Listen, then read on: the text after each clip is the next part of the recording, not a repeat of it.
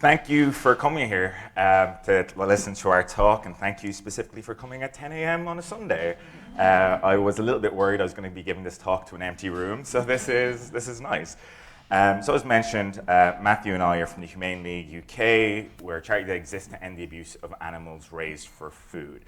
We typically do aggressive corporate campaigning on issues around laying hens and broiler chickens, so cage-free and better chicken commitment campaigns. So this talk is going to be about a new avenue for us. It's our first foray into fish welfare issues and one of our first legislative campaigns as well. So a lot of new ground for us to cover. The campaign is still live now. It's not like this is something that we did years ago. It was done, it was won. It was, we didn't, less than a year, I think, that the campaign's been going. So it's still very active. So we're humbly learning as we go, but hopefully we can share some lessons from the things that we've tried and looked at now, and that maybe someone here can benefit from also. So the question to start with that I'm going to talk about, but I think that most people kind of understand, is why moving into this area of kind of looking at fish protection issues. Fish experience extreme suffering in agriculture and industrial farming. They're farmed in enormous numbers, and the issue is hugely neglected. Like in the UK, the estimates that we have are pretty much that up to 77 million fish are farmed and slaughtered every year. Contrast to terrestrial farm animals, apart from chickens, that I think cattle, sheep, pigs altogether is about 30 million in the UK. So this, by any estimate, fish are one of the most farmed animals in the UK, but extremely neglected, not only in political discourse, but also by animal protection organizations as well. So there is a real kind of need to engage in this issue. So that question about why fish at all, that's not that difficult, that's not that complex. The question that's a little bit more tricky and that requires a lot more thought and kind of exploration and research is, what are the issues that you're going to focus on when it comes to fishes and fish welfare? There are lots of problems, as I mentioned, in industrial fish farming, from confinement, stocking density, sea lice, lots of very serious problems. So how do you select the one that you actually are going to focus on? And what we ended up deciding to focus on was fish welfare at slaughter, excuse me. Specifically trying to get stunning legislation for fish to give them the same protection at slaughter as terrestrial farm animals have. So how did we decide that that was going to be our ask? Why slaughter? Now, one side of this equation is pretty simple. It's just that there's a lot of suffering involved at slaughter, particularly without stunning. A reference here in the bottom, there's an animal quality investigation that they did looking at a Scottish salmon company to kind of explore whether fish were being stunned and what they faced. And they found that, I believe the quote was, many salmon's gills were cut when they were still conscious, causing them to be in agony for up to several minutes as a result. There's a serious issue when we're talking about the numbers of fish that we're speaking about. But the other side of the equation is a bit more strategic. It's a bit more pragmatic. We're starting from basically a non-existent base in the UK with campaigning for fish welfare. So there's no discussion really at all in the political sphere, and very limited discussion among animal protection organizations as well. So we needed something that was important, certainly, and a very, very important welfare issue, but also something that we perceived could be the start on a road to success to make fish welfare more prominent and raise the profile, essentially, of fish welfare issues. Now, why did we think that this specific ask was possible or achievable? Why did we focus on this specific one? And this is where a lot of preliminary research really came to the fore. We had to really think about this very hard and explore lots of different questions and issues. And there's a number of reasons why we selected this one. The first one, in the context of the UK, was just the legitimacy of the ask. Basically, as I mentioned, this was one of our first legislative campaigns as well. So we're brand new to politicians, talking about something that no one has talked about with them at all before. So we need to not appear like crazy vegans exploring one issue that no one cares about. We need to find something that had some kind of tangible base for it already. And basically, with this specific ask that we were looking for, there's an expert panel of animal welfare experts who advised the government on different issues, and they advised for this recommendation twice before to previous governments. It didn't go anywhere, unfortunately, but they made that recommendation, so we could draw on that and use that to give our campaign legitimacy. It's supported by experts. Also, the legislation that we're looking to get through exists in Norway. there isn't really much fish welfare legislation in any countries around the world, so it's hard to do a comparison to say that we should, do this on other issues. But this specific legislation was in Norway, so again, there was a legitimate model that we could point to. It wasn't just like a crazy ask coming out of nowhere. And finally, the kind of real thing that we think would make this ask achievable is that quite a lot of the industry are already doing it. Arguably, the majorities, well, they have stunning apparatus in place. Whether they're doing it effectively is a different question altogether, but they have that in place. So it wouldn't be overly burdensome in terms of cost for them for this law to come in place and for all companies to engage it. So we had to really think about that, because there are other issues that might have higher impact on fish's lives at the moment, rather. If the majority of the industry are already doing it, is this something that is really the thing that's going to change the most amount of lives and reduce welfare for the most amount of fishes? But we had to balance that question about impact with basically whether something was achievable. We need to get our foot in the door, to get something that we could get on the political agenda with, and then get people used to talking about fishes and their welfare, and then we can hopefully build from there. So what our ask kind of became was about governments providing specific legislative protections for the welfare of farmed fish at slaughter, specifically focusing on stunning. So our ask is kind of a bit more narrow than that even, but consumed within this whole bracket of kind of giving fishes the same legislative protections as terrestrial farm animals. And this specific wording that I took, I just thought it was an interesting comment, was from the British Veterinary Association, actually. So a very respectable body of professionals had this wording in a document that they produced years ago that just didn't really go anywhere, but it's something that we could capitalize upon when we talk to parliamentarians. So to give a little bit more background about the ask specifically, in the UK, the most prominent welfare or at slaughter legislation is the welfare at the time of killing regulations, or WATOC. And in WATOC, basically, there are very clear, specific guidance on how all terrestrial farm animals should be slaughtered to ensure that the wording is something like avoid unnecessary suffering. But in the context for fishes, there's nothing like that. They are kind of tentatively included in this legislation, but there's actually nothing specific for them. So what we have is basically this enormous legal disparity where, despite the fact that fishes are farmed in such greater numbers, they don't have the same legislative protection at all. So this is another kind of reason why we perceive this ask as achievable. We're not asking really to create new laws or to ask for something that's totally unprecedented for fishes. We're just asking to give the same kind of protections that other farm animals have. And legislators, and maybe even the public to an extent, might, at this stage when you're starting this campaign, might necessarily care that much about kind of fish protection generally, but it's harder to argue that they just don't deserve the same protections at all. So that was kind of an avenue that we found was a good way to speak about the comparative example. Again, also I mentioned that the industry, a lot of it has stunning apparatus in place. So just to give it the background of where they are at the moment, they've kind of adopted lots of voluntary codes, and that's kind of their argument, that the voluntary codes are sufficient, that they're doing enough, they don't need to kind of be legislated that much. But for our perspective, and particularly in the context of what I was talking about kind of putting fishes on the political agenda and building from here, we need to make a very kind of clear statement that the welfare of animals is too important to allow the industry to police itself. And specifically to say that basically that the message that is being sent by the legislation as it currently stands is that fish are not as important as terrestrial farm animals. So that is a huge kind of symbolic thing to chase for as well. So it's really important to our campaign. So we have our ask, we did the research there, we figured out what we think is achievable. What next?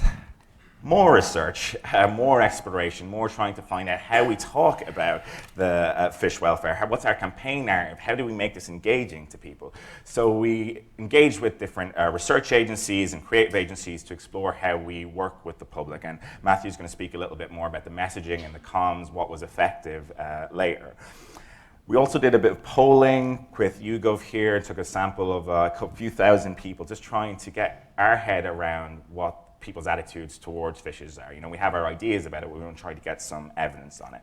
So what kind of, as I mentioned, Matthew will speak about specific comms, but what were the general kind of lessons that we learned from this? Kind of what you might expect, that lots of people, they don't even really know that fish farming is a thing at all. They don't have an image in their mind of what a fish farm looks like, and if they do have it, it's a very, very idyllic scenario. So it kind of reaffirmed that we're thinking that we're starting from a relatively low base. We find that people find it a bit harder to connect to fish than other animals, stuff that you might expect. And just generally, people don't think about fishes in terms of individuality. Even the discourse is about tons rather than individual animals. We wouldn't say tons of dogs and sheep or anything like that, but that is how we talk about fishes. That being said, it wasn't all bad. We might have been a bit more pessimistic on certain issues as well, like to what extent the public really thought that individual fish feel pain and questions like that. But the polling was quite supportive. We found that only 8% of adults were completely set, oh no, they don't feel pain. There's a bit of, the vast majority were convinced that they do feel pain. There's some people who are a bit on the fence, but only 8% said they didn't. And then when we utilized that kind of comparison question about, right, well, cows have this legislation, sheep have this legislation, should fish have it? Then the answer is much higher. About 71% of people were in agreement with that. So that was really positive to have that information too.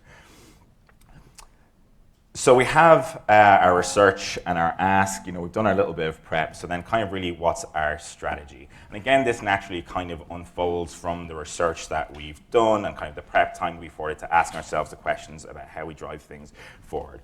So our understanding that I've kind of been alluding to as the talk has gone on, is that there isn't really significant political opposition to the ask that we're talking about because a lot of the industry was doing it. It wouldn't be overly burdensome for legislators to amend the law. It wouldn't be overly burdensome for much of the industry to adopt stunning apparatus or change the way they implement their stunning apparatus. But, and where the problem is, where the challenge is that there is basically little to no public or political awareness of the issue, which means that there's little to no political will to address it. So our strategy came in about starting off with putting this on the agenda, making this an issue that people know about. It's not one that we have to meet. At this stage, we didn't think that we needed to necessarily convince loads of people the importance. When we talk to people about it, they kind of understand it. It's just that they haven't been thinking about it, haven't been exposed to it at all. So kind of our strategy focused on there's a few other things that will incorporate in this, but kind of broadly speaking, raising awareness, coordinating activity, building coalitions, engaging existing parliamentary groups, and kind of building grassroots support so we can turn that into active political will. So speaking about raising awareness with the public, we're not trying to target everyone here. We're not trying to build huge groundswells of support for fish welfare at this stage. We're really trying to target specific groups of people who we can leverage their interest into enough action for policymakers. So our research kind of led us to focus on conscious eaters, people who they have various characteristics across the board, but are generally trying to make more ethical food choices. For the environment and for animals as well. So we're trying to target this specific group, hoping that leveraging enough of them would be sufficient enough to create the political will that we're talking about. So we kind of prepared videos and other materials with them in mind, like this one, which was 5 things the government doesn't want you to know about fish farming. And that included kind of investigative footage from animal equality, showing some of kind of the graphic ways that fishes were killed, despite this claim that all these companies were doing stunning. We're really trying to build that awareness, but also capitalize on anger towards the government to translate that into action from this specific group of conscious eaters. Then the next thing was about coordinating activity. As I kind of mentioned, there's very few animal protection organizations actually working on kind of fish issues. There's very sporadic engagement when they do, the odd campaign here and there, but nothing really systematic. So we set about really trying to coordinate our work together. We have monthly calls with all the kind of UK organizations at the moment working on kind of fish issues, trying to coordinate all our asks, prepare joint letters, submissions. And this obviously is just useful coalition building from the perspective of not trying to duplicate lots of effort, but really, again, what we're trying to focus on is legitimacy and showing the breadth of the support for this ask. So again, showing that you're not just this one weird organization on your own asking for something that no one cares about. So like meetings with parliamentarians that we couldn't get on our own suddenly opened up once a few organizations were involved, and we ended up having a lot more reach than we would have. And it doesn't, I mean, it's helpful if it's a very well-known animal protection organization who's getting on this, so that, you know, mitigates the risk factor for an MP or a parliamentarian getting engaged. But even just having a committed group of smaller organizations together kind of indicates to the parliamentarians, okay, that a lot of people care about this, and it's not just a fringe issue. Also, another kind of part of our coordinating activity in building coalitions isn't just within kind of the animal protection sphere, but trying to figure out other ways that we can increase our legitimacy by bringing people together and increase the awareness. So I believe Matthew might talk about some of our work trying to get celebrity engagement. But also, we're trying to see what is the potential that we could get some supportive industry involved as well. And that's still a very fledgling stage. Maybe we're just being very optimistic about that. But we have companies who claim to be doing this thing very effectively and very well. So if we can get anything from them, you know, if you're thinking the calculation that's going to a politician's mind is almost always about the risk, like how is this going to, the reputational risk, the danger that something's going to come out if I support a campaign that I'm just not that familiar with at all. So even having a tacit admission from an industry being like, oh, we wouldn't be that outraged by this, gives them a bit of freedom to room. So we're going to try and build that in terms of coordinating activity as well.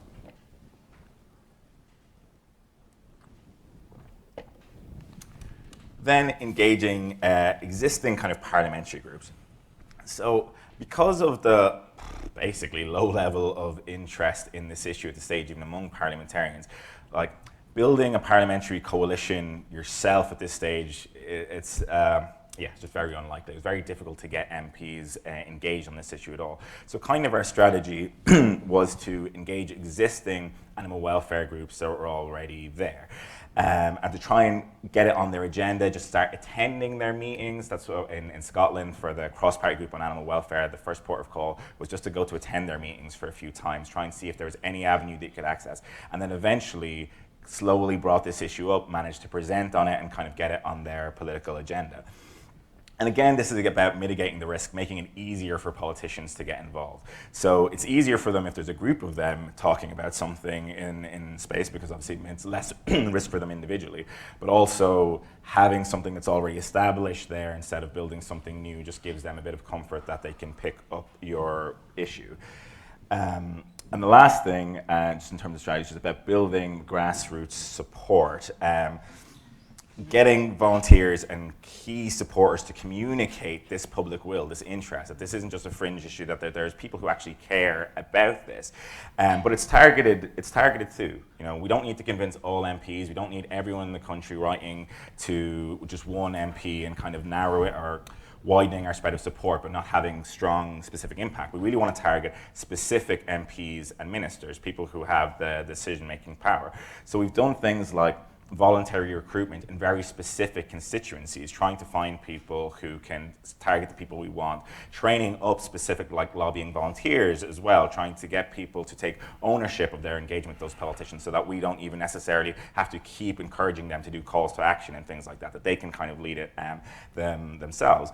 And so we had lots of different actions from these people. Like this was volunteers' birthday card for the head of the Scottish Parliament, or Scottish Government, basically, about stunning. We had these postcards that we all sent to the specific minister within the Scottish Government, where everyone drew something about their support for fishes, and we sent them in. And that got a response straight away from the Scottish Government, actually, in a way that other things didn't get a response from, like just showing them that little bit of public support and interest. We're trying a lot of different tactics to try and do that as well. So there's a children's book on what fish know that we're sending to specific parliamentarians as well, just trying to get them engaged on this issue in a way that some people kind of care about it. So what progress has there been in the less than a year that we've been kind of doing this work? Well, the main thing is that we're really starting to see growing parliamentary interest. There are questions in Parliament where there have never been before, and by building a coalition and going in with a few other animal organisations, we managed to get the first ever parliamentary meeting that was dedicated exclusively to fish welfare in Parliament. And again, that was just by showing legitimacy and showing that there was a lot of interest in that issue. And then we've also, beyond just raising interest in the issue, we also managed to get a policy victory this year. Not the one specifically that we were asking for, but we got a change that we wanted to. And that was that both the English and Scottish governments have announced that they're going to start doing inspections of fish slaughterhouses, essentially, which is quite shocking that they weren't doing it at all. But with a little bit of pressure, they decided that they were going to start doing it. And that's quite encouraging because it kind of validates a bit of our theory of change and what we're thinking about creating this little bit of political interest and will, because there wasn't like huge political opposition to the idea of having inspections of fish welfare sites. Just no one was keeping them accountable. No one was asking them about it, so they just didn't, basically. And then we managed to create a little bit of noise about it, a little bit of interest and a little bit of press awareness. Then they couldn't just kind of turn a blind eye to it, and they had to start announcing something for it. So we're hoping that kind of thing will follow through with the bigger ask that we're asking for as well, just create a little bit of a spotlight on this so that it will hopefully create the change that we want to see. So what's next? So our campaign is kind of been slowed down a little bit, but also has been given a huge opportunity by this body, the Animal Welfare Committee, which is an expert body that advises the UK government on animal welfare issues. And with a little bit of noise that was made about kind of fish welfare and fish welfare at slaughter specifically, the government invited this body to create a new opinion on what should be done for fish welfare at slaughter. And that was kind of a bit of a stalling tactic from them as well, because now when you kind of communicate to them, they're like, well, we're waiting for the experts, so we have to do that. But it also gives us an enormous opportunity here, because we suspect that the opinion will likely be positive. We coordinated activity from other animal organizations to make sure that we were submitting the same thing, the same asks to people, lobbying the actual individual experts on the committee to try and invite them to make the recommendations as strong as possible. We don't know what they're going to say, of course, but hoping that this opinion is going to come out towards the end of September, and that the government will then have no excuse, and we can really rally around something that is basically where they're supposed to get all their kind of animal welfare advice from. So something that is very, very legitimate and will have some good weight behind it, hopefully. So we'll see that, hopefully, at the end of September. So that's all from me for now, but I will pass on to Matthew.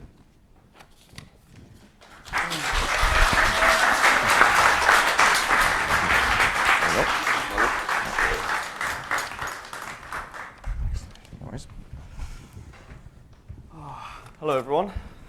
Can you hear me? Yeah? Who wants to hear a joke? Yeah. Okay, so a fish walks into a bar and the bartender says, hello, what would you like to drink? And the fish says, water, I need water. There you go. Might just end the talk there. Anyway, so I'm going to talk to you about, like what we've been doing in terms of media and celebrities and messaging. Let's just get right into it. It's another intro slide. There you go. Finding messaging that motivates. Let's hope we can do it. So basically, we worked with this sort of creative agency called Video Rev, who did a lot of message testing with key audiences, basically to see, how can we summarize our campaign in the most compelling and engaging ways to people? What is going to be impactful to them? What's going to motivate them to take change? And this is sort of the fruits of that work. So they came up with this full sort of narrative on our behalf, informed by this word, crisitunity, which is crisis mixed with opportunity. It's a terrible, terrible word. Luckily we didn't, that wasn't the only thing they provided us with. They did did some more work, and it's a good idea, because the underlying idea is, when you have a crisis mixed with an opportunity, then that's the perfect conditions for change. And that's the sort of, that's what we wanted to basically suggest with our narrative. And so you can see it here. What is the crisis? Well, the crisis is that undercover investigations at fish farms revealing salmon being killed in horrible ways, having their gills cut, being clubbed repeatedly, and they can feel pain just like other farmed animals.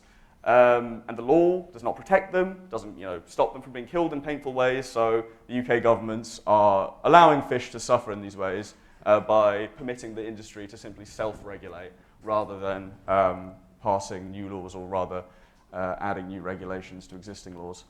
What is the opportunity? Well, we can change this with a law to stop fish being killed in painful ways. And what's our theory of change? Well, as Amro already alluded to, Norway already has this law, has already introduced legislation to protect fish, and yeah, essentially people power through petitions, that's the ask, sign a petition, can pressurize our government to protect fish in the same way they protect other farmed animals, which is not very well, but at least, bringing it up to, at least it wouldn't be a massive deficit in the protection of fish once they got this law passed. And so the first thing this creative agency helped us talk about was, that I said was very impactful for their audiences, was basically that we should describe how fish are killed in painful ways. So a summary of the campaign ask was, using the phrase "stop fish from being killed in painful ways." That was like the key summary of it. And they wanted us to include lots of specific details about how fish are killed. So details of them being clubbed, although clubbed repeatedly was particularly important. Obviously, if a slaughter machine breaks down, the people working there have to club the fish, but the staff and the animal quality video was so poorly trained, hitting the fish up to 7 times, that emphasizing the repeated nature of the clubbing was impactful. Also about how the fish had their gills cut while they were fully conscious, bleeding out. And interestingly enough, though, they didn't like the angle of emphasizing asphyxiation. So a lot of the fish in this investigation were falling off the conveyor belt and just lying on the floor, basically suffocating. But apparently audiences didn't find that as compelling, the asphyxiation angle. I guess the more like visceral brutality of the clubbing and the cutting was more compelling to them. So that was the first thing. Also, audiences found it very compelling, as we sort of alluded to already, that we should compare fish to other farmed animals. That was motivating to them. So emphasizing how fish feel pain. The scientific consensus is overwhelming that these animals feel pain, but they don't have the same protections as other farmed animals, and it's completely illegitimate. It's completely unjustified. So we should call, for them to be treated equally to other farmed animals. Interestingly, language of fairness wasn't as motivating. It wasn't as compelling as saying, treat fish fairly. Did not, it was less impactful than basically saying treat them equally to other farmed animals. And describing fish as forgotten was a good tactic. Obviously, our campaign is called the Forgotten Fish Campaign, so we definitely learned that one. And also including how many fish are killed each year in the UK. So that's up to 77 million, as I think Amro already mentioned. And as to like what not to do in this situation, we shouldn't say give fish protection without explaining what we're protecting fish against, which is poorly trained staff, poorly calibrated slaughter machines, things like that. And I already mentioned the point about fairness being less impactful. Another key takeaway was it was very compelling to audiences if we use this framing of exposing the truth. Obviously, people are motivated by learning forbidden knowledge, and this angle was quite interesting to people. So sort of saying stuff like, the government doesn't want you to know that these animals are suffering, the government is keeping you in the dark about this. That was compelling to people, and using undercover investigations explicitly as an opening device in key descriptions of what's going on was also quite compelling to people. And then some other considerations as well were definitely emphasizing the fact that Norway has already passed legislation on this, as has been mentioned. just showed people that this was an achievable ask, it was a legitimate ask. If it was done somewhere else, if it was done in Norway, then we can just follow in the footsteps of that country. And so it seemed much more achievable. And another thing that we would advise not to do was to use the plural fishes instead of fish. I'm sure some of you have probably read Jonathan Balcom's book, What a Fish Knows.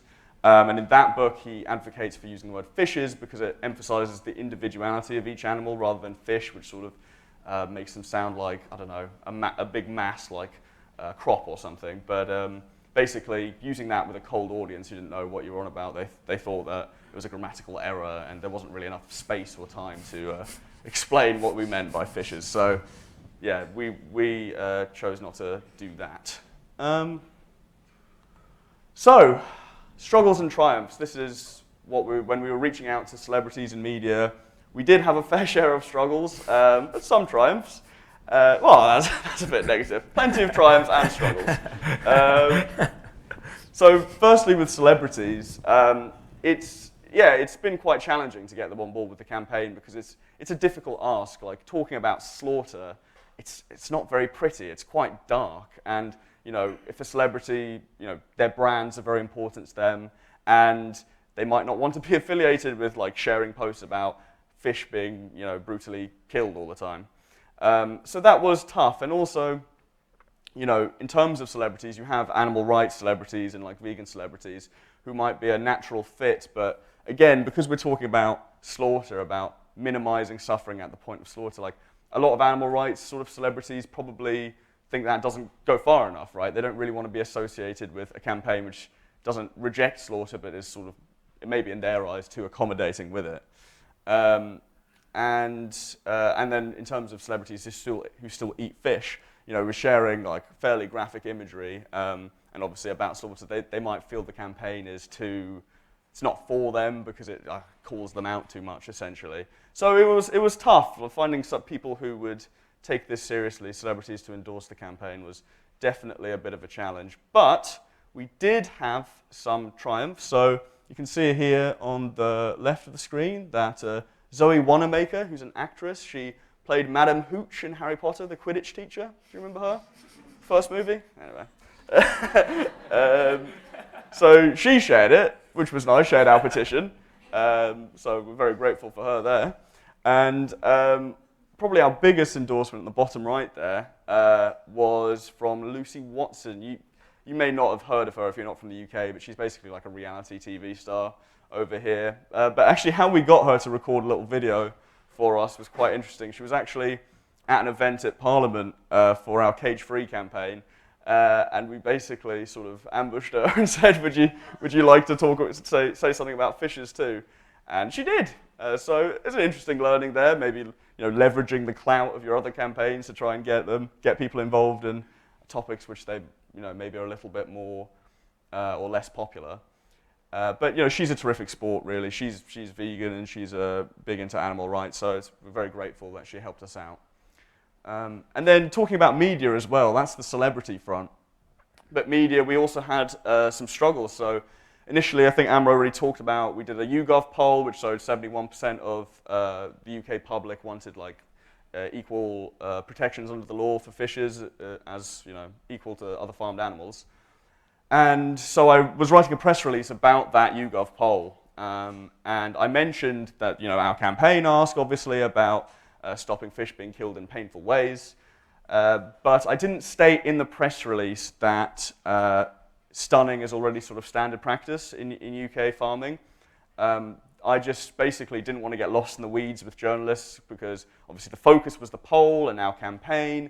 I didn't want to provide unnecessary detail, but because they're busy people and everything. But on another level, I also believe we shouldn't really be running defense for the industry. We shouldn't be saying oh, don't worry, they're already stunning, when we know from investigations that they're doing it very poorly, that it's entirely self-regulated, and there's no oversight at all. I didn't really want to give them that brownie point, but this kind of ended up backfiring because we sent the press release to some industry media, Fish Farming Expert, Fish Site, and they basically came back to me saying, this is very misleading, the aquaculture industry does practice stunning, you're suggesting that they don't, and basically I had to try and win them over.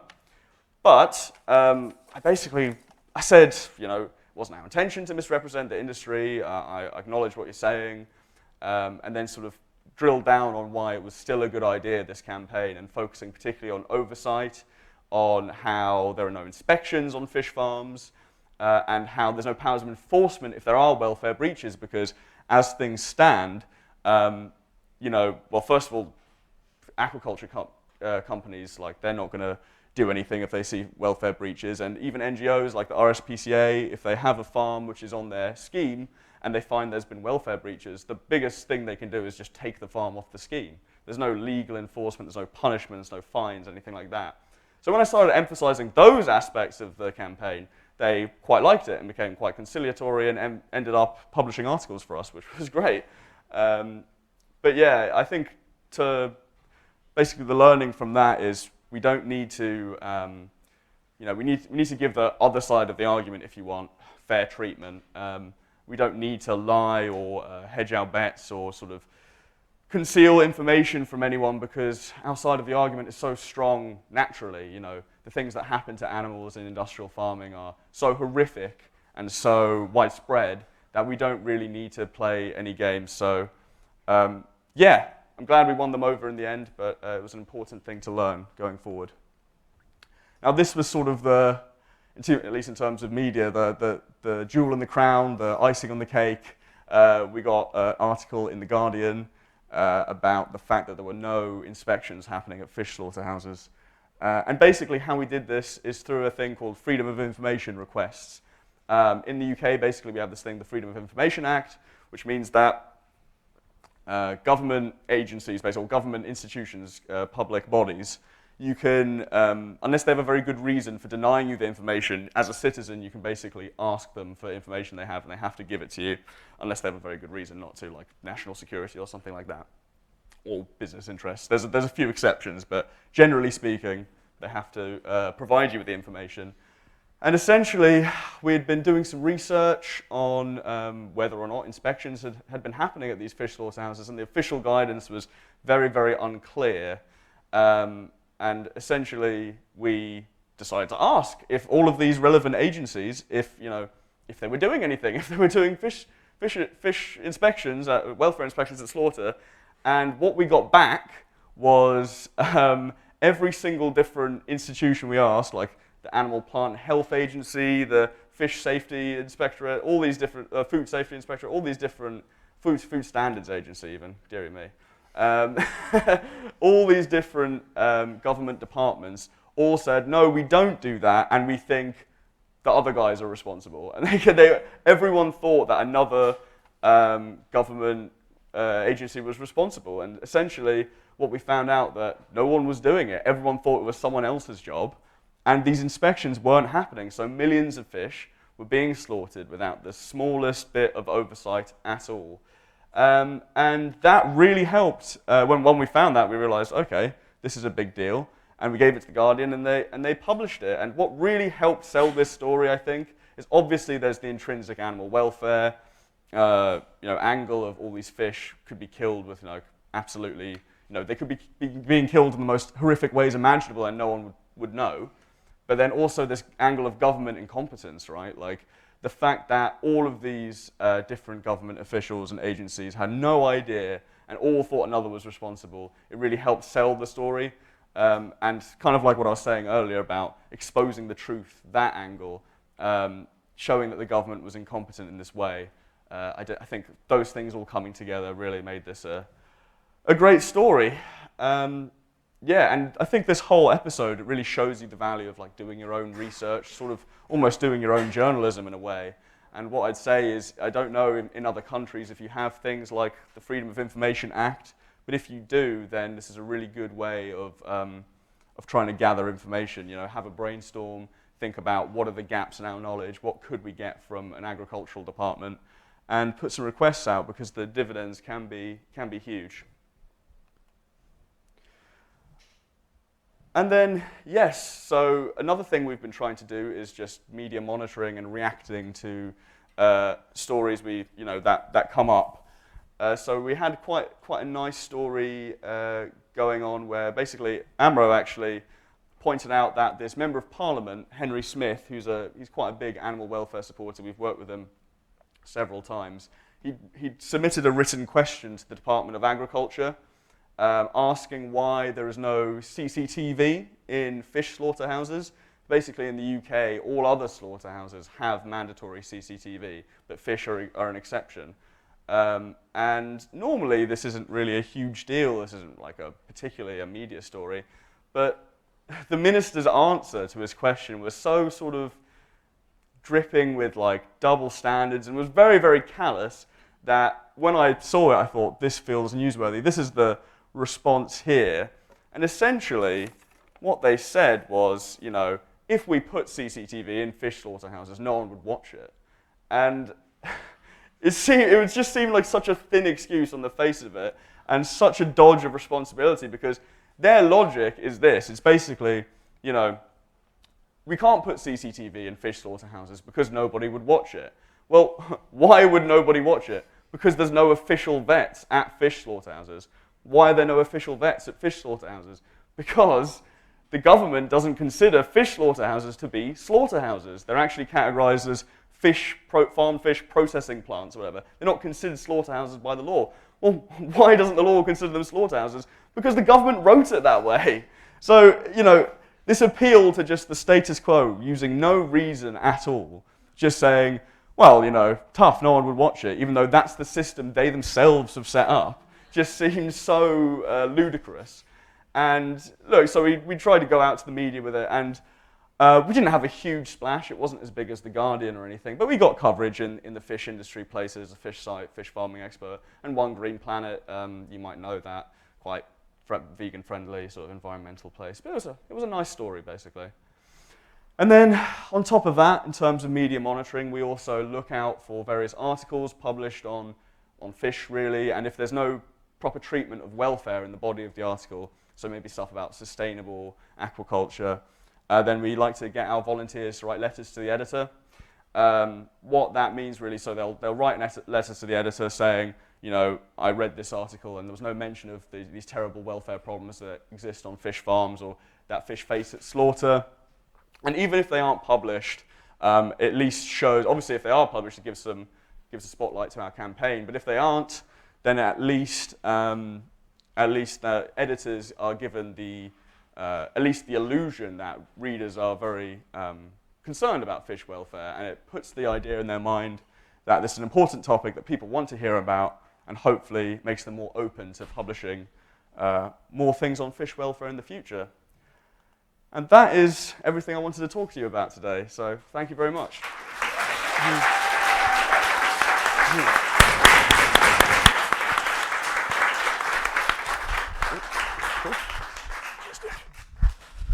Thank you so much. We already have some questions prepared for you, but in the meantime, we strongly encourage everyone to go to Inventory app and ask their own questions.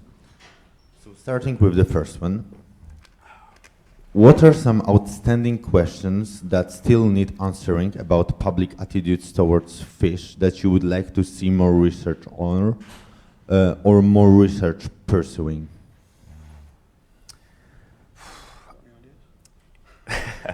Yeah, I mean, I think there's still a lot in terms of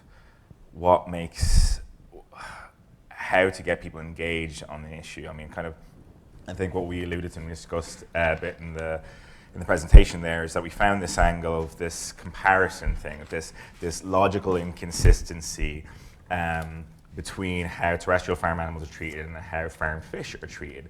And that's effective in the legal context. It's because it's very clear. You can say that to parliamentarians and other people that there is this very evident disparity, this anomaly that needs to be addressed from a legal perspective. It's not that emotionally captivating, really.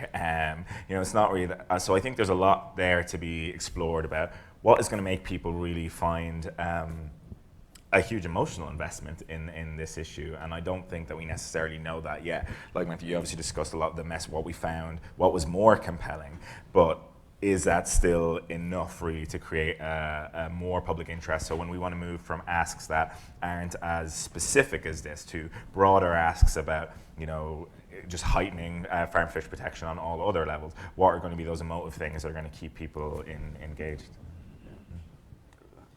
No, I agree, yeah. Don't really have anything to add. There's some hot question.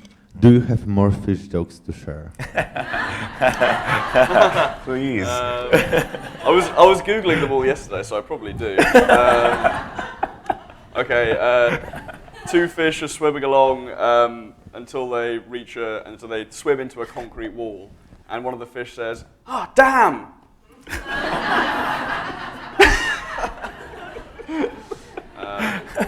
Wonder if there's any more. I think we'll stop there. Thank you so much for that.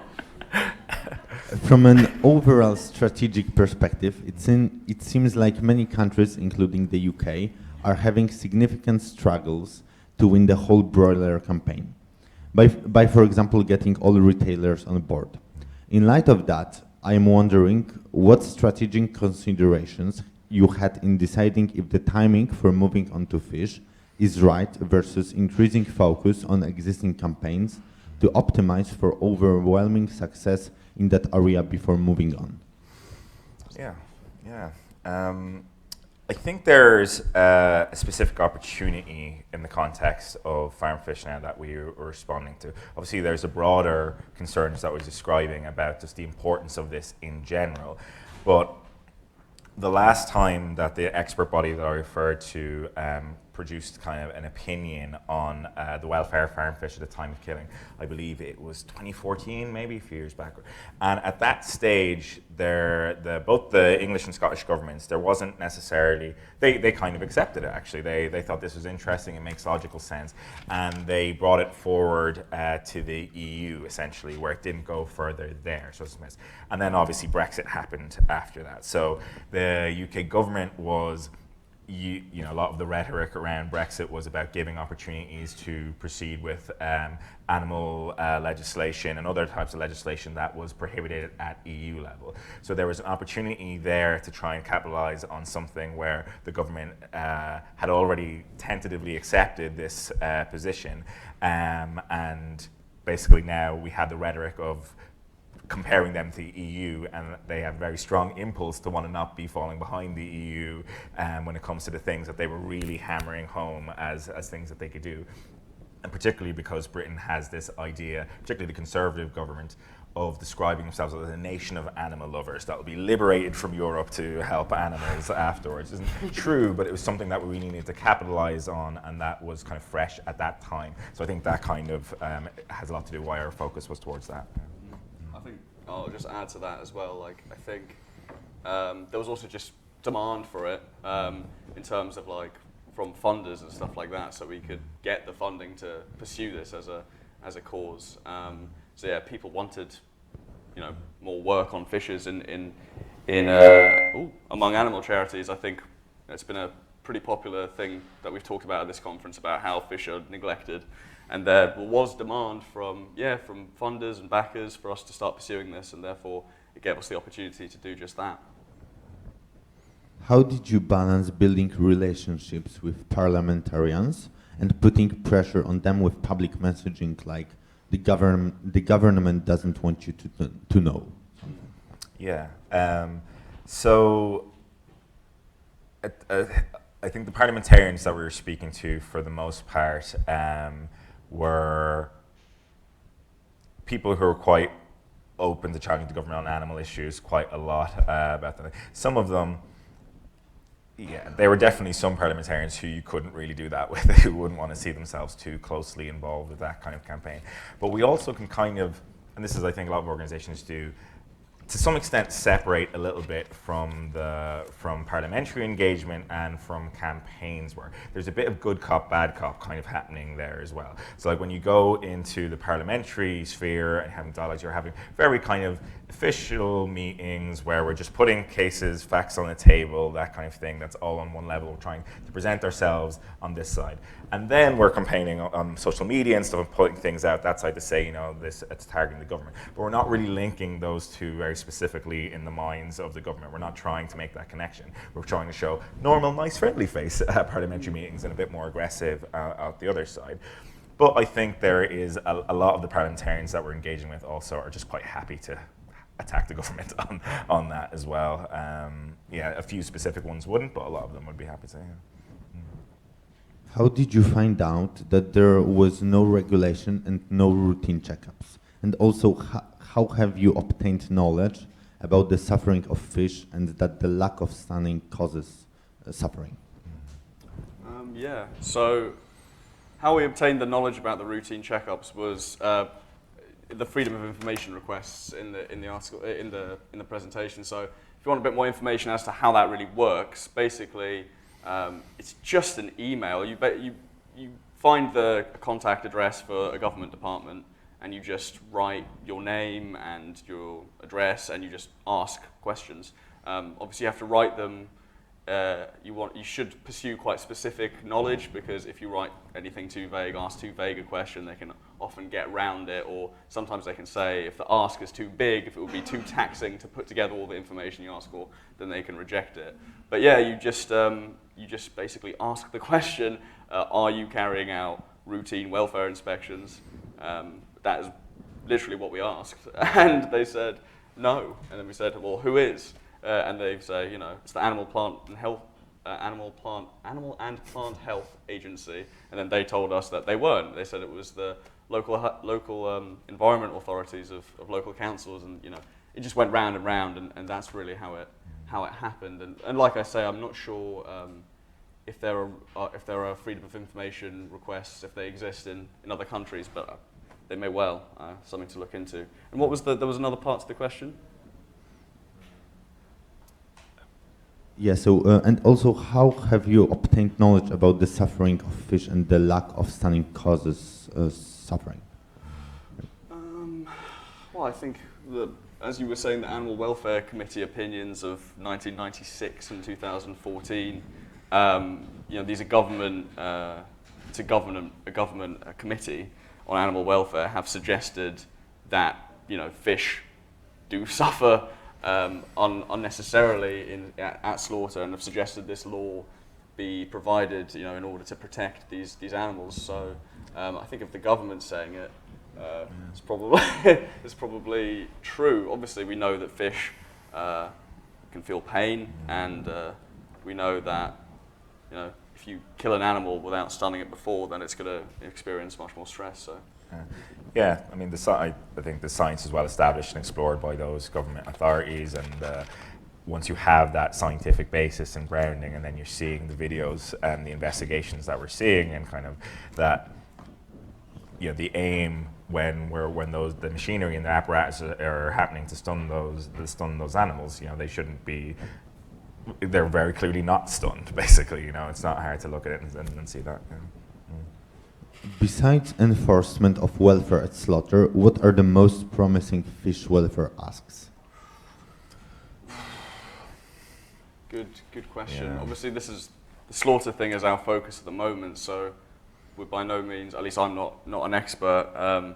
Obviously, the big problems are like sea lice is a huge problem, but it's not clear how to actually deal with that problem, because, in case I'm sure people know, but sea lice are these little, I think they're crustaceans which infest farmed fish and basically almost eat them alive, like bite them, and it kills loads of them. It's a huge, terrible welfare issue.